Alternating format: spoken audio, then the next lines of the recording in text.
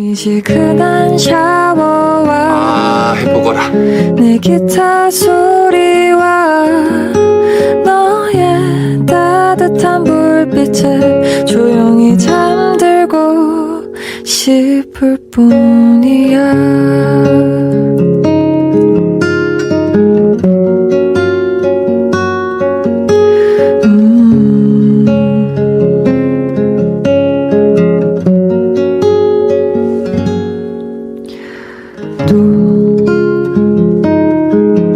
이 새벽이 지나 ကဲအခုပိုးက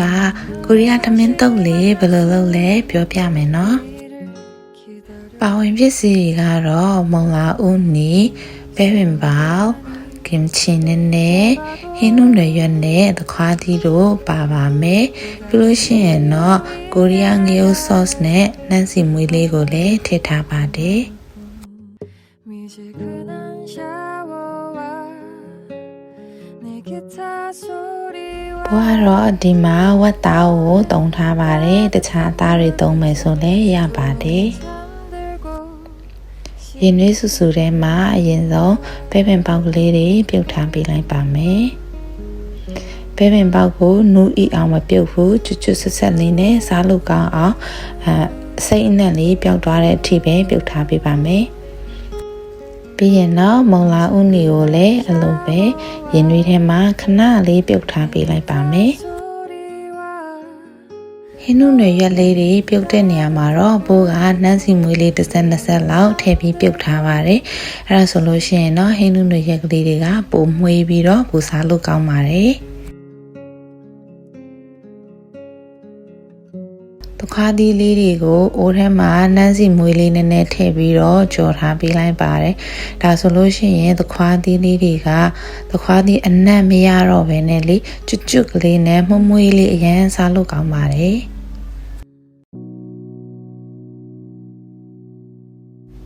ဝတ်သားကိုတော့ကျက်သွန်ဖြူလေးနှုတ်ဆင်ပြီးတော့အတူတူရောကြော်ပေးလိုက်ပါတယ်ဝတ်သားကြော်တဲ့နေရာမှာပိုးကခရူးစီလေးနည်းနည်းထည့်ပြီးတော့ကြော်ပေးပါတယ်ခရူးစီလေးထည့်ပြီးကြော်လိုက်တော့ဝတ်သားအရသာပိုကောင်းသွားတာပေါ့နော်ပြီးလို့ရှိရင်ပိုးကဝတ်သားလေးတွေကိုရွှေဝရောင်တန်းလာတဲ့အထိခရူးစီလေးနဲ့မှွေကြော်ထားပေးလိုက်ပါတယ်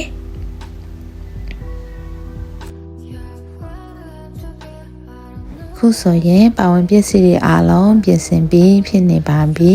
ဘို့ထမင်းတုပ်ဖို့ထမင်းပါမယ်ဟင်းနုနယ်ရွက်ကင်ချီတခွားသီးကြော်မုံလာဦးနီနဲ့ပဲပင်ပေါဝတ်သားကြော်တို့ပါပါမယ်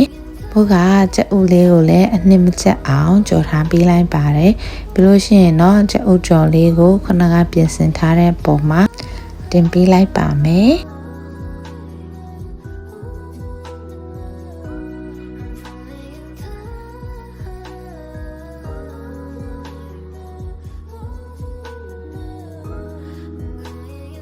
ခုဆိုရင်တော့သမင်းစားတုပ်ဖို့အစဉ်သင့်ဖြစ်နေပါပြီ။ပါဝင်ပစ္စည်းတွေအကုန်လုံးကိုရောမှွေပြီးတော့သမင်းတုပ်လိုက်ပါတော့မယ်ရှင်။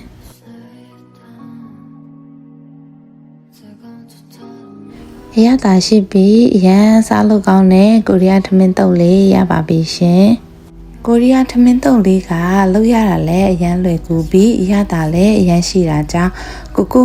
လှုပ်ကြွေးခိုင်းဖို့အခုပဲပူစားလိုက်တော့နော်။